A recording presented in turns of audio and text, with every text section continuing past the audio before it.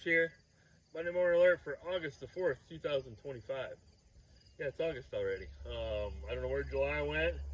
Seemed to rain a lot, seemed to be hot a lot, but gave us this fantastic looking crop. Lush, green, from corner to corner. So what a month it was. You know, we had plenty of humidity to keep up with the heat, to bring in the rain showers, and, you know, except for a few little windstorms here and there, we made it through pretty well. The crop looks fantastic. I will say with this amount of water though, I've seen some nitrogen deficiencies start showing up, especially driving up and down the road the last 4 or 5 days.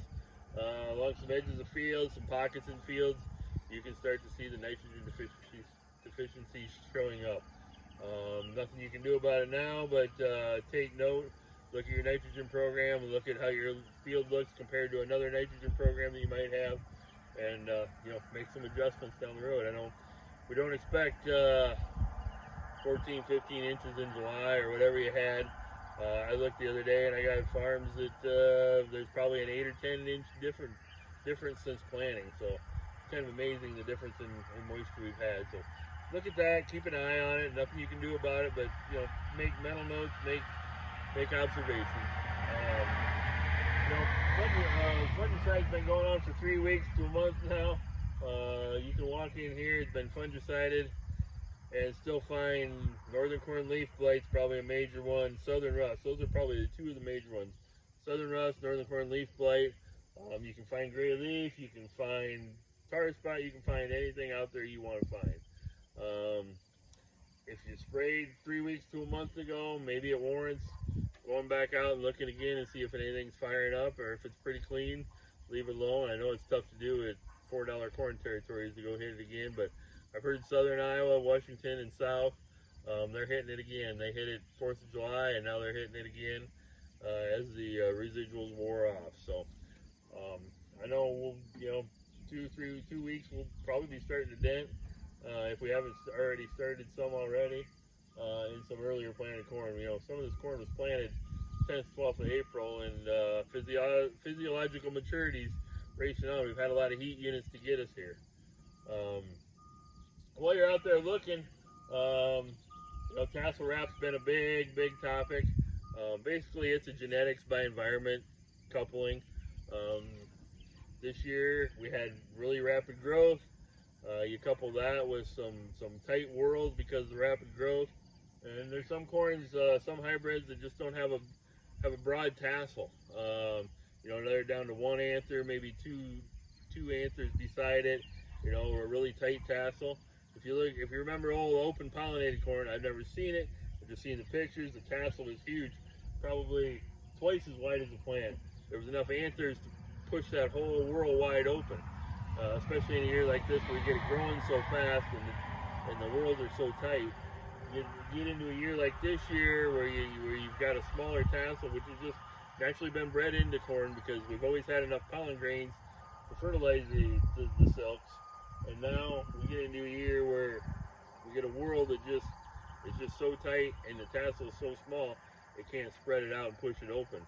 It eventually did, but all the silks were gone by the time that happened. All the silks had and it drooped down, and you don't get the fertilization of the underside of the silks. I can find it in here, not very often, but you can find it in here. Another thing while you're out there looking, you tell how well your rootworm program worked. If you look at this, there's no silks left on the end. They've all been clipped off. It is pollinated because they're brown, but they've all been clipped off. That tells me there's a pretty high population in that field. Where you get into a situation like this, you got plenty of silks still hanging out there. They weren't clipped. Those are just mental notes to make for next year. If you're going into corn on corn in a field like this, you probably feel pretty good about using SmartStax Pro, not needing a whole lot of added protection. If you're looking at that other ear, and you walk through there and all your silks are clipped and gone, definitely probably a planter box insecticide, a liquid insecticide of some kind is going to be needed.